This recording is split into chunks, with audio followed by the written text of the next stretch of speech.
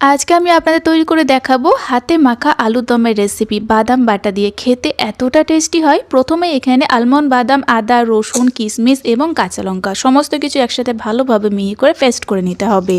এরপরে পরিমাণ মতো আলু নিয়ে নিয়েছি, বড় সাইজ করে কেটে নিয়েছি। তার মধ্যে পেস্ট করে রাখা মশলা, তারপরে লবণ দিয়ে দিলাম স্বাদ মতো, হলুদের গুঁড়ো হাফ চামচ, কাশ্মীরি লঙ্কার গুঁড়ো, দারচিনি 2-4টে লবঙ্গ, একটা ছোট এলাচ, স্বাদ মতো চিনি আর পরিমাণ মতো সরিষার তেল দিয়ে পরিমাণ মতো ধনেপাতা কুচি দিয়ে সমস্ত কিছু একসাথে ভালোভাবে মাখিয়ে ফ্রিজে রেখে দিতে হবে 15 মিনিট মতো। এরপরে কড়াইটাকে গরম করে আবারও 2 চামচ সরিষার তেল, পরিমাণ মতো একটু এলাচ, লবঙ্গ, দারচিনি, হাফ চামচ গোটা জিরে দিয়ে একটু নেড়েচেড়ে দিয়ে দিতে হবে এখানে আলুগুলো। আর তারপরে ফ্লেমটাকে একটু মিডিয়ামে রেখে প্রায় মিনিট 3 মতো একটু কষিয়ে নিতে হবে যতক্ষণ না পর্যন্ত তেলটা ছাড়তে শুরু করছে। তেলটা ছেড়ে আসলে এবার লো ফ্লেম রেখে চাপা দিয়ে কষিয়ে নিতে হবে।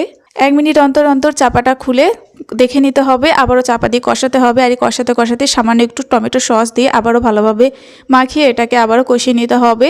অবশ্যই এই সময় লো ফ্লেম থাকবে। 2 থেকে 3 বার মতো এইভাবে চাপা দিয়ে 1 মিনিট করে কষিয়ে নিতে হবে, তাহলে কিন্তু আলুটা প্রায় 80% মতো সেদ্ধ হয়ে যাবে। তারপর দিয়ে দিতে হবে 2 কাপের মতো নর্মাল জল।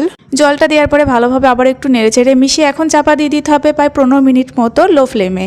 আর তাহলে কিন্তু এখানে রেসিপিটা তৈরি হয়ে যাবে সুস্বাদু বাদাম বাটা দিয়ে আলুর দম। ফ্রাইড রাইস, পোলাও যে কোনো কিছুর সাথে আপনারা খেতে পারেন। এত বেশি টেস্টি হয়, আপনারা অবশ্যই একবার বানাবেন বাড়িতে, দেখবেন অনেক অনেক সুস্বাদু খেতে হবে।